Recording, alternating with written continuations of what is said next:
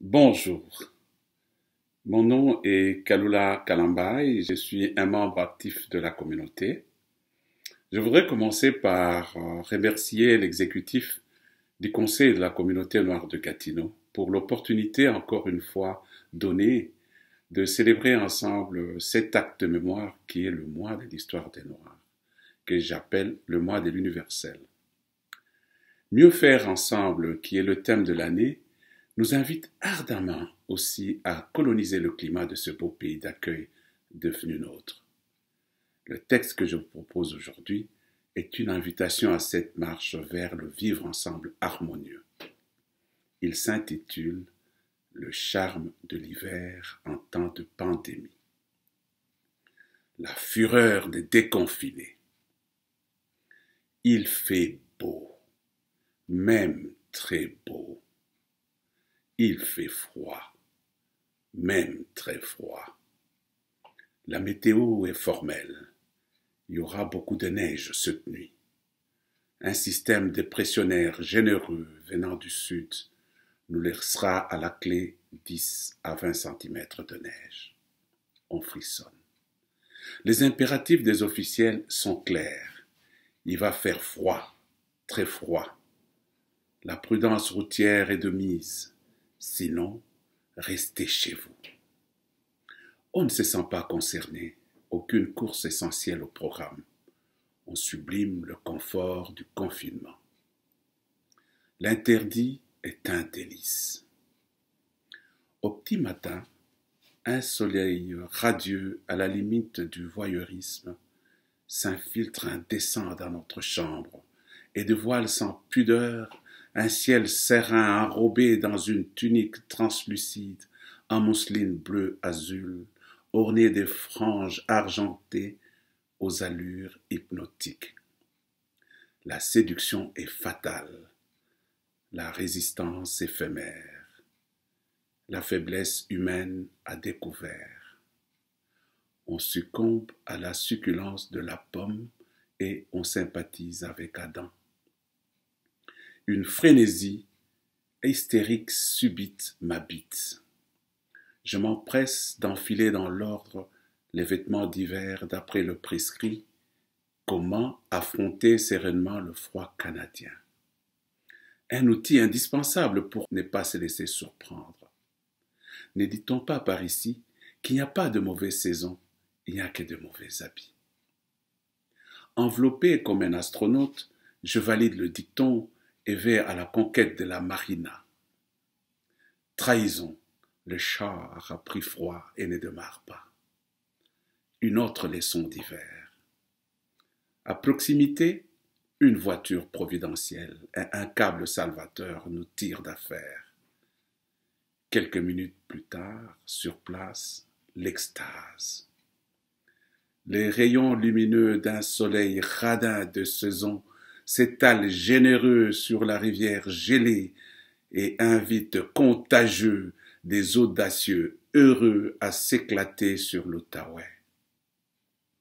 Sous l'œil amusé d'un père vigilant, chien en laisse, le petit bonhomme de 5-6 ans qui s'agite nerveux s'échappe mesquin des mains protectrices de sa mère et glisse confiant en équilibre instable pour rivaliser en dextérité avec son frère aîné.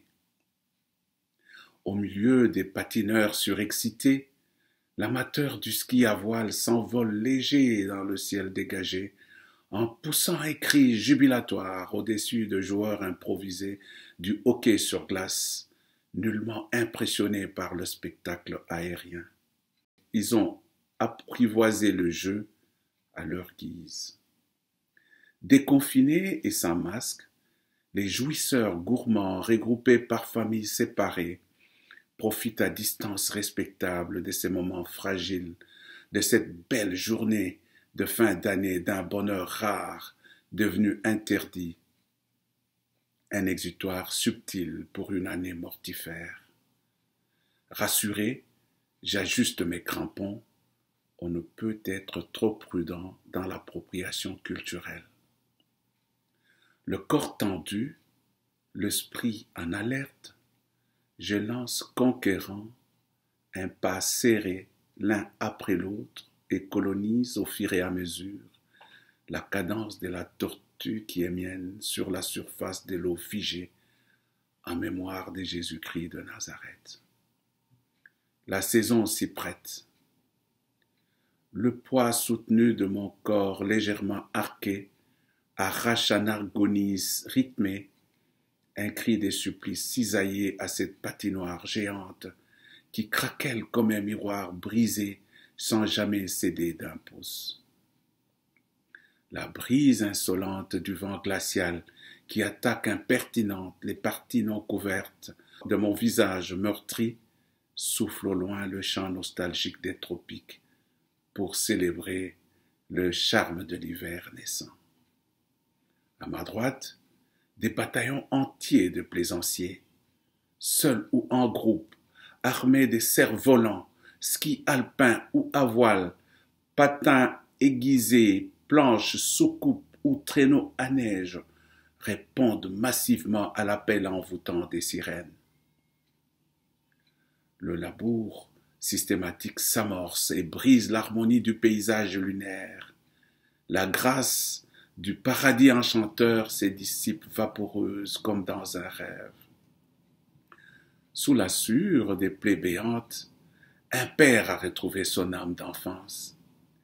Il s'accapare de la luge de son fils et s'y étale de tout son long et supplie ce dernier enjoué, un maigrichon d'une dizaine d'années, de l'aider à faire le voyage dans le temps.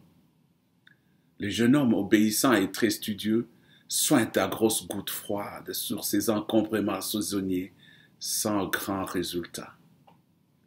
Les géniteurs enthousiastes et compatissants, dans un élan de solidarité familiale, contribuent à l'effort du gamin et poussent sa masse allongée à coups de bras énergétiques dans la neige.